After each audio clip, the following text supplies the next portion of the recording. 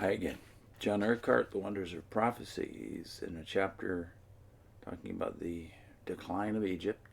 This section is on the extinction of its industries, as predicted in Isaiah chapter 19, which is very strange because, of course, we know about the arts and the genius, the general genius of Egypt for thousands of years, and yet it was, according to Ezekiel, in the middle of the first millennium BC, all of that that made Egypt so special in the ancient world was to decline, much of it to perish. He goes on here talking about the manufacture of glass, for instance. The manufacture of glass itself has also been regarded as an invention of modern times. And most of the quotes here are from Wilkinson's Ancient Egyptians, by the way.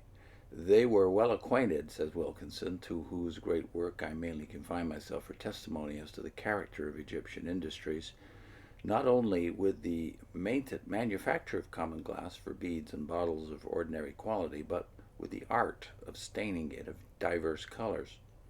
And so skillful were they in this complicated process that they imitated the most fanciful devices and succeeded in counterfeiting the rich hues and brilliancy of precious stones.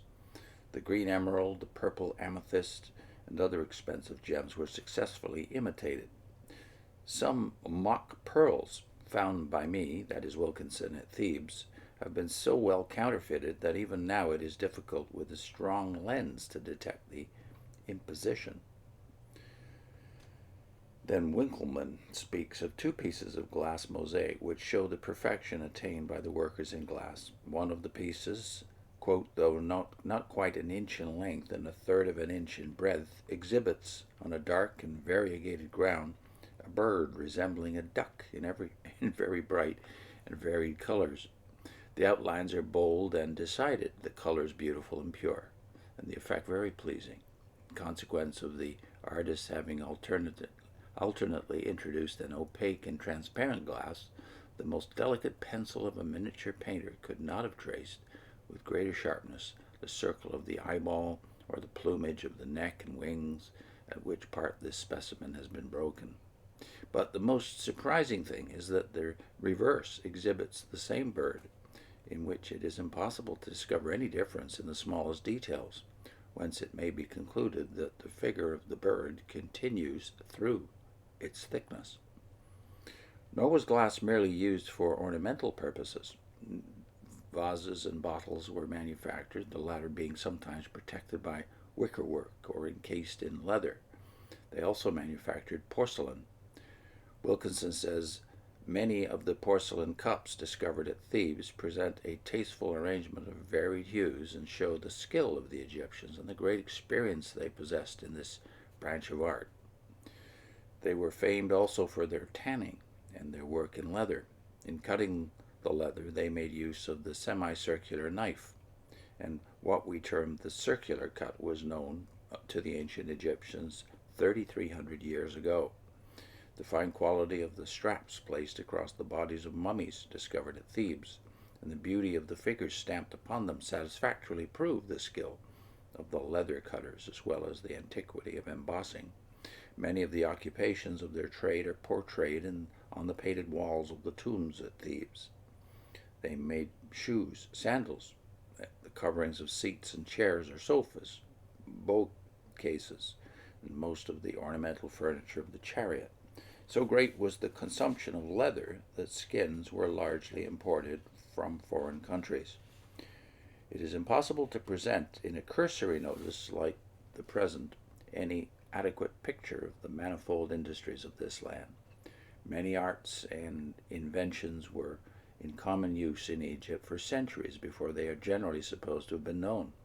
And we are now and then as much surprised to find that certain things were old 3,000 years ago as the Egyptians would be if they could hear us talk of them as late discoveries.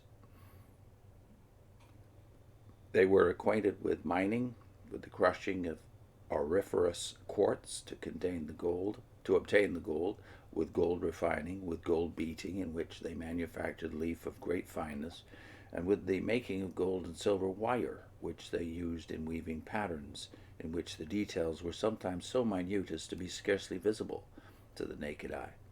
From this it appears that they were acquainted with the use of the magnifying glass. Among the remarkable inventions of a remote era among the Egyptians may be mentioned bellows and siphons. They also used the syringe. They seem to have excelled the moderns in their knowledge of metallurgy. The labor experienced by the French engineers who removed the obelisk of Luxor from Thebes in cutting a space less than 2 feet deep along the face of its partially decomposed pedestal suffices to show that even with our excellent modern implements, we find considerable difficulty in doing what to the Egyptians would have been one of the least arduous tasks.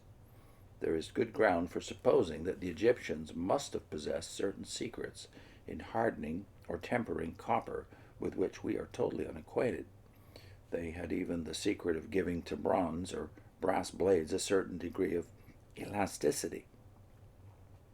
Another remarkable feature in their bronze is the resistance it offers to the effect of the atmosphere, some continuing smooth and bright, though buried for ages, and since exposed to the damp of European climates. They had also the secret of covering the surface with a rich patina of dark or light green or other color by applying acids to it, as was done by the Greeks and Romans, and as we do to the iron guns on board our men of war. The moving of immense masses of stone hundreds of miles shows that the Egyptians were well acquainted with mechanical powers and the mode of applying a locomotive force with the most wonderful success. But their skill was not confined to the mere moving of immense weights. Their wonderful knowledge of mechanism is shown in the erection of obelisks and in the position of large stones raised to a considerable height and adjusted with the utmost precision. Sometimes, too, in situations where the space will not admit the introduction of the inclined plane. In referring to Egyptian carpentry, Wilkinson speaks of the perfection to which they had arrived in the construction of the chairs and ottomans of their rooms, with the elegant designs of these, which have been reproduced in the furniture of modern drawing rooms, all are familiar. Of their architecture, sculpture, and painting I need not speak, nor of the embalming which has preserved the human body and kept intact every feature, and the very expression of the face for thousands of years. It is enough to say that the superiority we have already remarked distinguished every industry from the highest to the lowest. So wisely, says Herodotus, was medicine managed by them that no doctor was permitted to practice any but his own peculiar branch. Some were oculists, who only studied diseases of the eye.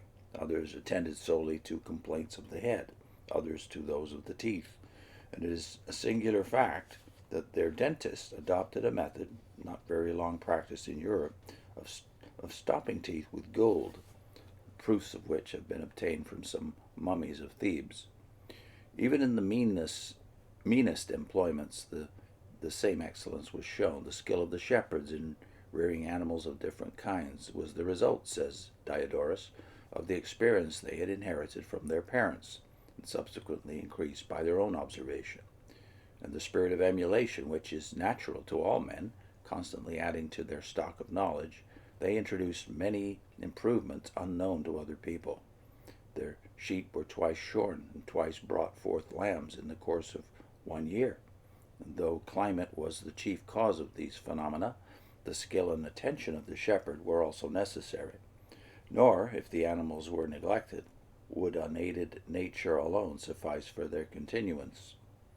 Now, in the face of this stupendous and varied activity, in the face of the arts and industries into which the strength of the entire population was put, and in which they had attained unrivaled excellence, it was declared that all should pass away. The pillars of the state, it was said, should be broken, and the workers for hire should be grieved in soul. There should be no work which either high or low should do. If the people were to continue and the kingdom to remain, it seemed most unlikely that any such fate could ever befall them. And long after the prophecy was uttered, there seemed to be no sign of its fulfillment. When Alexander conquered Egypt, new markets were opened up for her products, and the destruction of Tyre and Sidon gave new life to her commerce.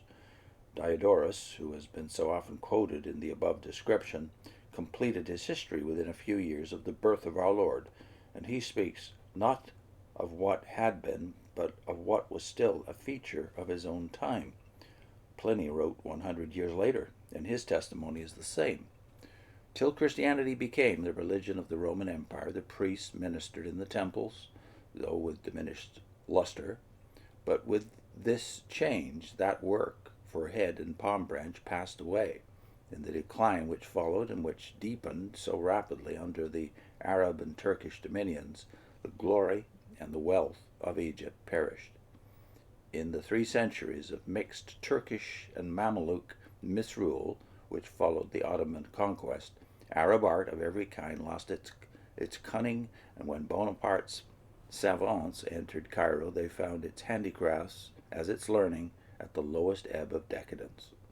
20 years later, Muhammad Ali began a series of efforts to revive the old mechanical skill for which Egyptian workmen had once been famous, but the special aim and the methods of his reforms in this direction were alike unsound, and costly failure was the result.